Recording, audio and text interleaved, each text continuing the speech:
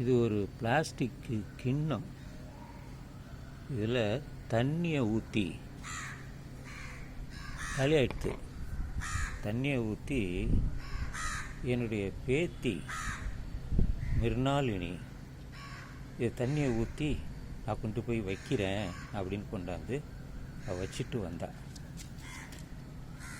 ஏம்மா அப்படின்னு கேட்டபோது அவள் சொன்னா,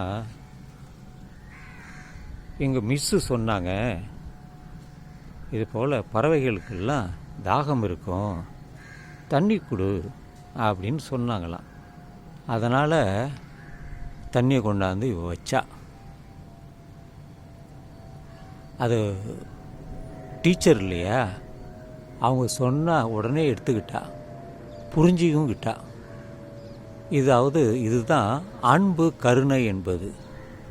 அன்பும் கருணையும் நமக்கு எப்படி வரும் என்றால் இப்படித்தான் வரும்.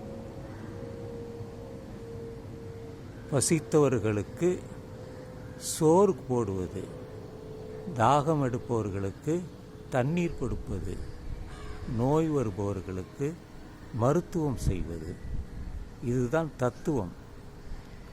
நாமெல்லாம் இந்த சதைகளாலும் எலும்புகளாலும் ஆனது தான். நோய் வரத்தான் செய்யும்.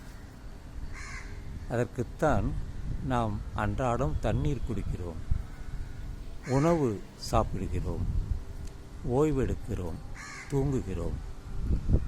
நம் மனதில் கருணையும் அன்பும் இருந்தால் உலகத்தையே வெல்லலாம்.